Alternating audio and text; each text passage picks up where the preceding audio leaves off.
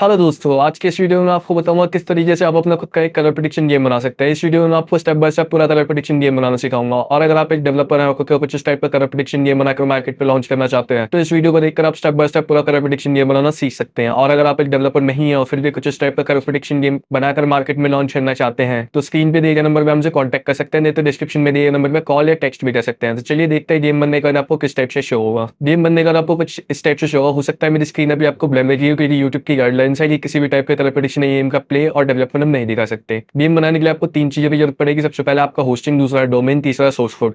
Hosting और domain मैंने already hosting से परचेज कर लिया, परचेज करके दोनों को आपस में कनेक्ट कर लिया है और सोर्स कोड मैंने ऑलरेडी डाउनलोड कर रखा है। मैं आपको अपना डोमेन एक चला के दिखा देता हूँ। इस पर ऑलरेडी मैंने जो गेम अभी आपको शो करा है लाइव कर रखा है। सबसे पहले मैं इसी गेम को डिलीट करूंगा, डिलीट करके वापस से इसमें डेवलपमेंट स्टार्ट करूंगा। डिलीट करने के सबसे पहले मैं सर्च ऑप्शन में फाइल टाइप करूंगा। फाइल टाइप करने के बाद फाइल मैनेजर पर क्लिक करूंगा, एक्सेस फाइल ऑफ ninja91.exe पे क्लिक करूंगा, पब्लिक अंडरस्कोर HTML पे क्लिक करूंगा। उसके बाद जितने भी फाइल्स हैं वो सिलेक्ट करके मैं सिंपली यहाँ से डिलीट कर दूंगा। डिलीट करने के बाद मैं या तो अपने वापस से डैशबोर्ड पे जाने के लिए फाइल जो टाइप किया फाइल को रिमूव करूंगा। रिमूव करने के बाद ओवरव्यू पे क्लिक करूंगा। ओवरव्यू पे क्लिक करने के बाद मैं डैशबोर्ड पे आ जाऊंगा। डैशबोर्ड में मेरा डेटाबेस का ऑप्शन है, उस पर क्लिक करूंगा। या जो भी मेरे डोमेन के नाम से डेटाबेस है उसको मैं सिंपली यहाँ से मेन्यू के ऑप्शन में जाकर डिलीट कर दूंगा।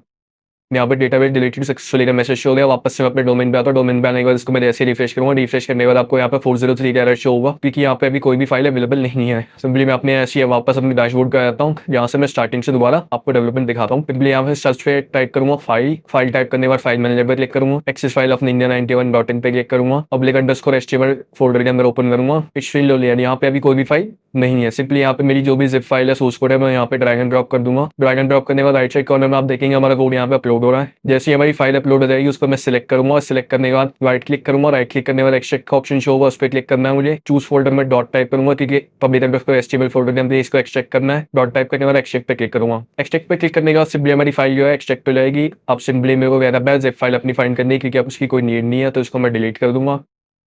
अब आता हूँ अपने डैशबोर्ड पे जाने के लिए फाइल जो मैंने टाइप कर रखा है उसको रिमूव कर दिया। रिमूव करने के बाद ओवरव्यू पे क्लिक किया, डेटाबेस का ऑप्शन यहाँ पे शो हो रहा है, हमें डेटाबेस के ऑप्शन पे क्लिक करना है। यहाँ पे सिंपली मैं कोई भी रैंडम एक डेटाबेस क्रिएट कर लूंगा।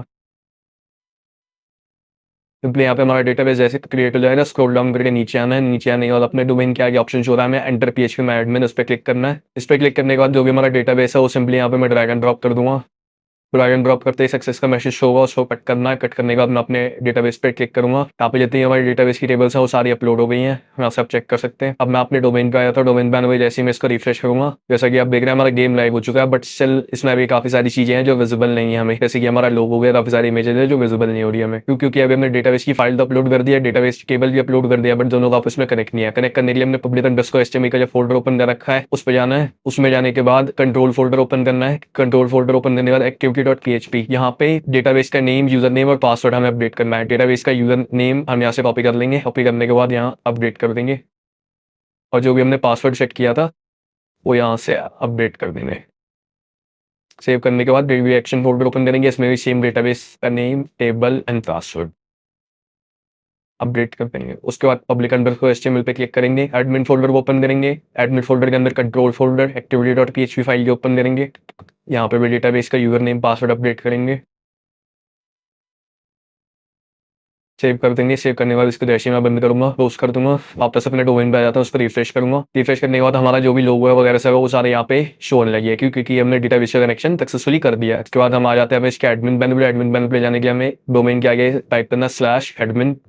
एडमिन का लॉगिन पेज होगा, बाय डिफॉल्ट आपको लॉगिन आईडी पासवर्ड दिया जाता है एडमिन का, उससे आपको सिंपली एक एडमिन लॉगिन कर लेना है। लॉगिन करते हैं आपको लॉगिन सक्सेस का मैसेज शो होगा, उसको ओके क्लिक करना है। ओके क्लिक करने के बाद आपको एडमिन का डैशबोर्ड शो हो जाएगा जिसमें आपको all members, today new users, wallet balance, today recharge, total withdraw, today withdraw, all members में जितने भी ओवरऑल एप्लीकेशन आपके टोटल मेंबर्स हैं वो आपको यहाँ पे शो हो रहे होंगे। टुडे न्यू यूजर्स में जो आज न्यू यूजर रजिस्टर हुए हैं उसकी सारी डिटेल्स आपको, today new users, wallet balance में ओवरऑल एप्लीकेशन पे जो टोटल यूजर्स हैं उनके वॉलेट बैलेंस आपको यहाँ पे शो हो रहे हैं। उसका टुडे रिचार्ज में आज जो रिचार्ज हुआ उनकी डिटेल्स यहाँ पे, टोटल रिचार्ज में टोटल अभी तक कितना ओवरऑल एप्लीकेशंस पे रिचार्ज हुआ वो सारी डिटेल्स, टोटल रिचार्ज में, टोटल विड्रॉ में जो अभी तक टोटल विड्रॉ हुआ वो सारी डिटेल्स, टोटल विड्रॉ में, टुडे विड्रॉ जो आज विड्रॉ हुआ वो सारी डिटेल्स टुडे विड्रॉ में। इसका आता है हम एजेंट सैलरी में। एजेंट सैलरी में क्या होता है कि आप सबसे पहले एक एजेंट असाइन करते हैं किसी भी यूजर को और उसके वर्क के बिहाफ पे उसको सैलरी असाइन कर सकते हैं यहाँ से। उसके बाद आता हूँ मैं यूजर लिस्ट पे। यूजर लिस्ट में जो ओवरऑल एप्लीकेशंस पे टोटल यूजर्स उनकी सारी डिटेल्स यहाँ पे शो होगी। पर्टिकुलर किसी यूजर की डिटेल देखना चाहते हैं तो आप की मोल के बटन पे क्लिक करेंगे, यहाँ से आप पर्टिकुलर किसी किसी यूजर्स की डिटेल्स देख सकते हैं, join date, mobile number, wallet, need to wait, password, user को एक्टिवेट डीएक्टिवेट, यूजर के अकाउंट इन्फॉर्मेशन अपडेट कर सकते हैं। उसको आ जाता है फंड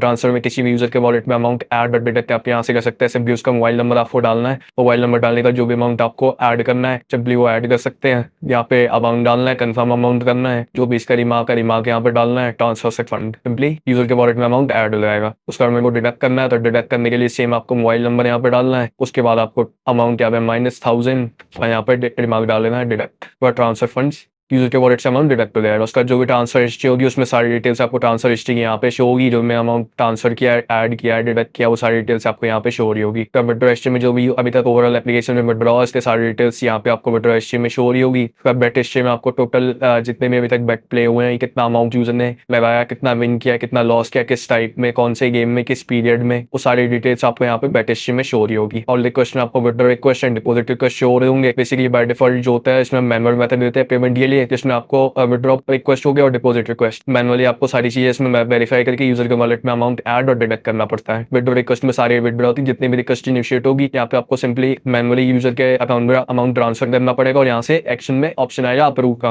आप यहाँ से अप्रूव करना पड़ेगा। उसके बाद डिपॉजिट में डिपॉजिट रिक्वेस्ट होंगी जो भी आप इनिशिएट करेंगे, जब तक यहाँ से आप अप्रूव नहीं करेंगे वॉलेट यूजर के वॉलेट में अमाउंट ऐड नहीं होगा। उसके बाद आता हूँ मैं अपने कस्टम रिजल्ट में। कस्टम रिजल्ट में बाय डिफॉल्ट जो 2 गेम्स देते हैं उनके कस्टम रिजल्ट आप यहाँ से दे सकते हैं, मैनुअली किसी भी यूजर को विन और लॉस करा सकते हैं किसी भी पीरियड में। और बेसिकली जो उसमें बाय डिफॉल्ट मेथड आता है वो लीस्ट अमाउंट विन आता है, जो हमेशा यूजर विन करेगा वो जो जिस भी यूजर ने लीस्ट अमाउंट लगाया हो जिस भी नंबर को वो विन करेगा। आप चाहे तो यहाँ से रैंडम भी दे सकते हैं रिजल्ट का, रैंडम विन करेगा। ये दोनों चीज K3 के लिए भी है और विन लॉटरी के लिए भी है। उसके बाद आता हूँ मैं कस्टम स्पिन में। कस्टम स्पिन में आप कस्टम रिजल्ट देना चाहते हैं, कस्टम रैंडम रिजल्ट देना चाहते हैं, रैंडम मैनुअल रिजल्ट देना चाहते हैं, मैनुअल भी दे सकते हैं। कस्टम में आप भी आप रिजल्ट आप देना चाहते हैं, जैसे 18, 10 और 888 इन 3 में से ही विन होगा हमेशा, तो मैं इनको सिलेक्ट कर दूंगा और ये हमेशा जितनी बार यूजर स्पिन करेगा इन 3 में से ही विन होगा। रैंडम में कभी भी कोई सा विन हो जाएगा, मैनुअल में जो भी सिलेक्ट करूंगा वही विन होगा। उसके बाद आता हूँ मैं अपने सेटिंग्स में। सेटिंग्स में आप जैसे बाय डिफॉल्ट जो मैनुअल मेथड लेते हैं गेटवे के लिए, उसमें आप पेमेंट डिटेल्स यहाँ से अपडेट कर सकते हैं, UPI change, UPI USDT ID, उसके बाद क्या कहते हैं USDT QR आप यहाँ से अपडेट कर सकते हैं। सपोर्ट के लिए आपका change Telegram channel, WhatsApp, Instagram हो गया। उसके बाद आप नोटिस कोई भी रन करना चाहते हैं एप्लीकेशन पे तो वो आप यहाँ से रन कर सकते हैं।